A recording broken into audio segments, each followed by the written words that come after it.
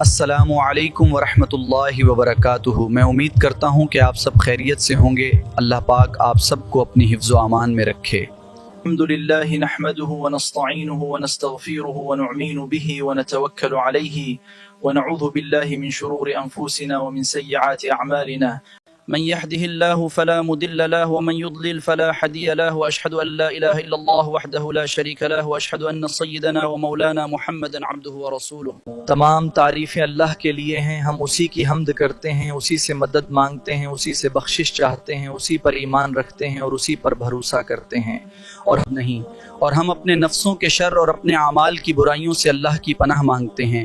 جسے اللہ ہدایت دے اسے کوئی گمراہ نہیں کر سکتا، اور جس سے وہ گمراہ کر دے اسے کوئی ہدایت دینے والا نہیں۔ اور میں گواہی دیتا ہوں کہ اللہ کے سوا کوئی معبود نہیں، وہ اکیلا ہے۔ گفتگو کرنا، بات کرنا لوگوں کا اتنا یہ خطرناک مزاج ہے، ایک جملہ کہہ کے لوگ سائیڈ پہ ہو جاتے ہیں۔ بندہ بیچارہ ساری رات تڑپتا رہتا ہے، ایک فقرے کا تبصرہ کر کے لوگ کونے میں چھپ جاتے ہیں، اور کسی آدمی کے لیے وہ اسے سولی پہ لٹکا جاتے ہیں۔ اپنی زبان کے تیروں سے لوگ پریشان کرتے ہیں۔ پہلے تو اللہ سے یہ معافی مانگے کہ رب اس جرم سے ہمیں معاف فرمائے۔ کوشش کریں کہ جب کسی جگہ بات ہو رہی ہو تو فوراً اس کا حصہ نہ بنے۔ جب تک آپ کے پاس کوئی شرعی ثبوت نہ ہو تب تک آپ اس بحث میں شامل نہ ہوں۔ ہمارے یہاں بات ہو رہی ہوتی ہے تو دو چار بندے دوڑ کے نا اپنا بھی حصہ ڈالتے ہیں، بلکہ میں بڑی ذمہ داری سے یہ بات عرض کروں گا، بات لمبی ہوتی تب ہے جب کوئی بندہ درمیان میں کہہ دیتا ہے نا نہیں تجھے تو تھوڑا پتہ ہے، تھوڑا میں بھی کرتا ہوں۔ وہ کئی دفعہ بات آپ گواہ بن جاتا ہے، جا کے دوسروں کو خبر کرتا ہے اس نے یہ کہا ہے، حالانکہ بندہ اس سے پوچھے اگر انہوں نے کہا تھا تو اتنا سجن تھا تو وہاں جواب دے کے کیوں نہیں آیا؟ تجھے چاہیے تھا وہیں جواب دیتا، وہیں جا کے جواب دے دیتا۔ اور اب تو لوگوں کی زبانیں اتنی لمبی ہو گئیں کہ وہ صحابہ تک چلی گئی ہیں، اہل بیت نبوت تک چلی گئی ہیں۔ تبصروں کے شوق میں لوگوں نے یہ دیکھا ہی نہیں کہ میری حقیقت کیا ہے اور میں بات کس کی کر رہا ہوں، میری اوقات کیا ہے،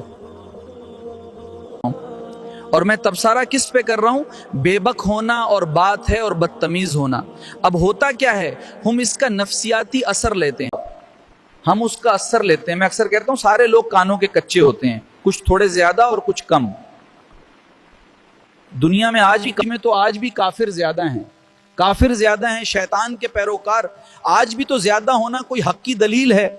ہمیشہ یہ کیا بات ہوئی کہ فلانے کی اتنے لوگ بات مانتے ہیں؟ یہاں تو میں نے یہ دیکھا اس معاشرے میں کہ جھوٹے سے جھوٹا آدمی اس کے بھی فالوور ہوتے ہیں، دغے باز بندہ اس کے بھی دغے باز بندہ اس کے بھی گوئیوں کے فالوور، اداکاروں کے فالوور، فلانے کے فالوور اس کا۔ یہ تو بھئی انسان کا مزاج ہے، ہر بندہ کانوں کا کچا ہے، کوئی تھوڑا زیادہ کچا ہے، کوئی تھوڑا کم کچا ہے۔ جرنا ہے تو باتیں تو ہوں گی، لوگ منہ میں زبان رکھتے ہیں تو گفتگو تو کریں گے۔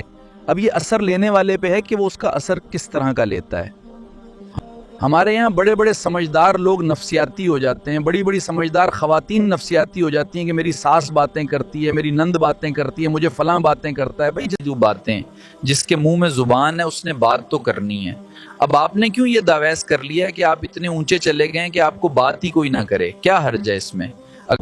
اگر کوئی آپ کو بات کر دے تو کیا ہے، ہم جس نے کر لی تو پھر کیا ہوا؟ اس کا اتنا اثر قبول کرنا کہ ساری رات سونا ہی نہ، پریشان ہو جانا۔ اور بعض لوگ ایسے ہیں جنہیں اتنی باتیں نہیں ہوتی جتنی انہیں ٹینشن ہوتی ہے، یعنی وہ دو بندے کونے میں کھڑے ہیں تو میری ہی بات کر رہے ہیں، او بھائی کوئی اتنا اہم نہیں ہے، انہیں کوئی اور کام بھی ہو سکتا ہے، تیری بات انہوں نے کر دی۔ بے وجہ لوگ سمجھتے ہیں کہ میں بڑا اہم آدمی ہوں، وہاں بھی مجھ پہ تبصرہ ہو رہا ہے، یہاں بھی ہو رہا ہے، اس پہلو سے باہر آئیں، اس کمپلیکس سے نکل آئیں۔ ابن حزم کہتے ہیں کہ مصر میں ایک تاجر بڑا کامیاب ہو گیا تھا تو لوگ حسد کرنے لگے، اس سے بھی اس کے ارد گرد کے لوگوں نے حسد شروع کیا۔ اب تاجروں نے پلاننگ کی اسے خراب کیسے کرنا ہے۔ ایک صاحب اسے ملے، کہنے لگے ماشاءاللہ آج تو سفید کرتے پہ سبز امامہ بہت جج رہا ہے۔ وہ ہنس کر بولا بھائی پگڑی تو میری سفید ہے۔ پھر دوسرا ملا تو بولا پیلا امامہ کیا کمال ہے۔ اب میں غصہ ہوں۔ ایک شخص اور ملا، اس نے کہا کیا بات ہے، سفید کرتے پر آپ کا پیلے رنگ کا امامہ کیا ججتا ہے؟ وہ غصے میں اتنا بھاولا ہوا کہ پہلے ہنسا پھر روئے، ہنس کے کہا کیا ہو گیا، تیری اینک کا نمبر تو نہیں تبدیل ہونے والا ہوا؟ او بھائی میں نے تو سفید کرتا اور سفیدی امامہ باندھا ہے۔ اب دو تین لوگوں کی دفعہ تو وہ مسکرایا، لیکن وہ ڈھیر سارے لوگوں نے منصوبہ بندی کی تھی۔ جب چوتھے کے پاس گیا تو اس نے کہا کیا بات ہے، سفید کرتے پر پیلے رنگ کے امامے کی؟ اس نے کہا پیلا کہاں ہے؟ اب وہ غصے ہونے لگا۔ اب وہ چھٹے کے پاس گیا تو اس نے کہا جناب کیا بات ہے، سفید کرتا اور کالا امامہ؟ اب وہ غصے میں اتنا بھاولا ہوا کہ پہلے ہنسا پھر رویا، پھر اسے سمجھ نہ آئی کہ دکان کا تالا کس چابی سے کھولنا ہے۔ شام ہوئی تو اس بیچارے کو بچوں نے پتھر مارنے شروع کر دیے۔ وہ اتنی تکلیف میں آ گیا کہ لوگ اسے پاگل کہنے لگے۔ کیوں؟ اس لیے کہ لوگ منصوبہ بناتے تھے نا کہ میری طبیعت خراب ہے، تو لوگوں نے حال پوچھ کر بیمار کر دیا۔ لوگوں کی باتیں پتھروں کی طرح ہوتی ہیں، اگر انہیں کمر کے اوپر رکھ لو گے نا، یہ تو لوگوں کی باتیں، لوگوں کے تبصرے، لوگوں کے کمنٹس، بولے امام شافعی فرمانے لگے لوگوں کی باتیں پتھروں کی طرح ہوتی ہیں، یہ روڑوں کی، اگر انہیں کمر کے اوپر رکھ لو گے نا تو یہ تمہاری کمر توڑ دیں گی، اور اگر تم ان کو اپنے پیروں کے نیچے رکھ لو گے تو تمہارا قد اونچا ہو جائے گا۔ بس دنیا میں وہ لوگ پریشان ہوتے ہیں جو لوگوں کی باتوں کو کندھوں پہ سوار کر لیتے ہیں، جو پیروں کے نیچے رکھیں، جو پاؤں کے نیچے رکھیں، ان کا قد بڑھتا ہے۔ پرانے زمانے میں نا عارف رومی رحمت اللہ علیہ فرماتے ہیں کہ ایک گائے کنویں میں گر گئی تو لوگوں نے مٹی ڈال کر اسے دفن کرنا چاہا، مگر وہ مٹی جھاڑ کنویں کے اندر، تو اب وہ لوگ اس کو نکال تھوڑی سکتے تھے، تو انہوں نے اس طرح کیا کہ مٹی ڈالنی شروع کر دی کہ اب بدبو آئے گی، پریشانی ہوگی، تو اس کو بند کر دیتے، کنواں کسی اور جگہ پہ کھود لیتے۔ انہوں نے جب اس کے اندر مٹی ڈالی نا تو وہ گائے جو تھی وہ مٹی جھاڑ کے تو مٹی کے اوپر آ گئی، انہوں نے پھر مٹی ڈالی تو وہ تھوڑی اور اوپر آ گئی، اور مٹی ڈالی تو اور وہ مٹی ڈالتے گئے، اور گائے وہاں سے کنویں سے باہر آ گئی۔ لوگوں نے دفن کرنا چاہا، وہ باہر نکل آئی۔ اور میرے بھائی، لوگ اپنی باتوں میں دفن کرنا چاہتے ہیں، لیکن یاد رکھنا جو چمکنے والے تھے وہ چمکتے رہے، جن کو اللہ نے عزت دی ان کو کوئی نہیں مٹا سکا۔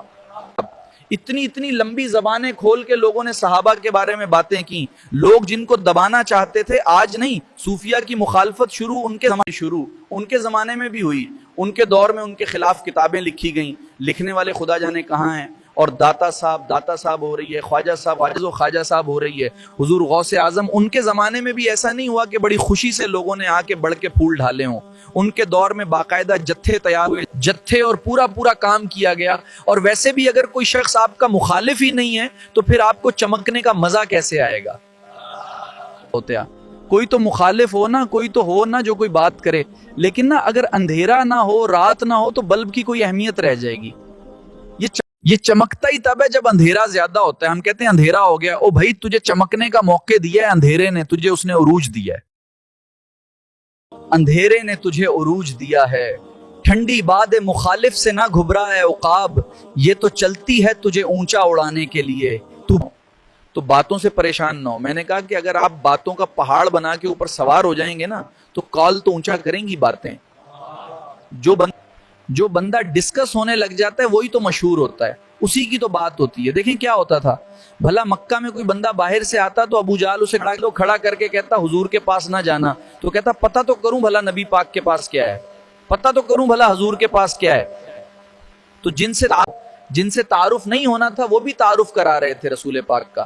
تو اس لیے باتوں سے گھبرا جانا۔ ہاں ایک بات ہمیں کتاب و سنت میں ملتی ہے، اس پہ ضرور غور کریں، انما الاعمال بالنیات، یعنی تمام اعمال کے ثواب کا دار و مدار نیتوں پر ہے۔ توہمت والی جگہ سے بچیں، توہمت کا موقع نہ دیں، بلا وجہ اپنے لیے بحث کا دروازہ کھولنا درست نہیں ہے۔ کچھ چیزیں سب کے سامنے ڈسکس کرنا ضروری نہیں ہوتا، ہر بات اس کے ظرف کے مطابق کرنی چاہیے۔ اپنے لیے ہم نا دروازے کھول لیتے ہیں بحث کے، مفت کی بحث ہو رہی ہے۔ کچھ چیزیں ایسی ہوتی ہیں جو سب کی سمجھ کی نہیں ہوتی، وہ سب کے سامنے ڈسکس کرنا ضروری نہیں ہوتا۔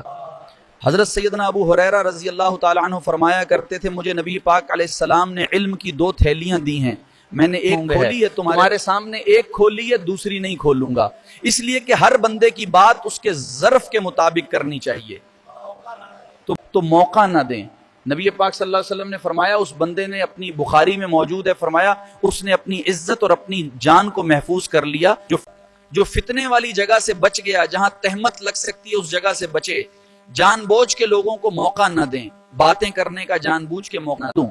جامع ترمذی کے اندر حدیث موجود ہے، حضرت سیدنا عمر فاروق رضی اللہ تعالی عنہ نے ایک موقع پر اجازت مانگی تھی نبی پاک صلی اللہ علیہ وسلم سے، عرض کیا یا رسول اللہ صلی اللہ علیہ وسلم مجھے آپ اجازت دے دیں میں عبداللہ بن ابی سلول کی گردن اڑا دوں، یہ منافق بار بار آڑے آتا ہے اور بار بار تکلیف دیتا ہے، آپ مجھے اجازت دیں میں اسے قتل کر دوں، کیونکہ وہ کلمہ پڑھتا تھا اور ساتھ رہتا تھا تو لوگ اسے مسلمان سمجھتے تھے۔ حضرت سیدنا عمر فاروق رضی اللہ عنہ نے اجازت چاہی کہ یا رسول اللہ صلی اللہ علیہ وسلم اگر آپ مجھے اجازت دے دیں، یہ ترمذی میں موجود ہے، یعنی آپ اس جگہ سے بچیں جہاں توہمت لگ سکتی ہے، جہاں بلا وجہ کسی شخص کو شر پھیلانے کا موقع مل سکتا ہے۔ نبی رسول اللہ مجھے اجازت دیں میں عبداللہ بن ابی سلول کی گردن اڑا دوں۔ نبی پاک صلی اللہ علیہ وسلم نے فرمایا کہ عمر اگر میں تمہیں ایسا کرنے کی اجازت دوں گا تو لوگ کہیں گے کہ اپنے قریبیوں کو انہوں نے مروانا شروع کر دیا ہے، ساتھ والوں کو مروانا شروع کر دیا ہے۔ یہ جو حرم شریف آج ہمارے سامنے ہے نا، بیت اللہ شریف، اس میں پیچھے مقام ہے جس کو حتیم کہا جاتا ہے، یہ خانہ کعبہ کا حصہ ہے۔ حضور صلی اللہ علیہ وسلم کے اعلان نبوت سے پہلے جب قریش مکہ نے اسے تعمیر کیا نا دوبارہ سے، تو انہوں نے چندے کا کوئی اس طرح کا مزاج بنایا تھا کہ اس بندے سے پیسے لینے جس کے بالکل ہی جائز ہو۔ اس ترتیب سے انہوں نے خانہ کعبہ کی تعمیر کی کہ پھر وہ ساری تعمیر نہ کر سکے، حتیم باہر رہ گیا۔ تو نبی پاک صلی اللہ علیہ وسلم نے ایک دن فرمایا، عائشہ اگر تمہاری قوم جاہلیت کے قریب نہ ہوتی تو میں کعبے کو انہی بنیادوں پر دوبارہ بنا دیتا جن بنیادوں پر حضرت ابراہیم علیہ السلام نے بنایا تھا، لیکن چونکہ یہ جاہلیت کے قریب ہیں، ان کی سمجھ میں چیز نہیں آئے گی، یہ شک میں پڑ جائیں گے، پریشان ہو جائیں گے، لہٰذا میں یہ کام نہیں کرتا۔ حضور نے فرمایا عبداللہ ابن مسعود سے قرآن سیکھا کرو، یہ اسی طرح پڑھتے ہیں جس طرح میرے اوپر نازل ہوا تھا۔ حضرت عبداللہ ابن مسعود کی پنڈلیاں پتلی پتلی تھیں،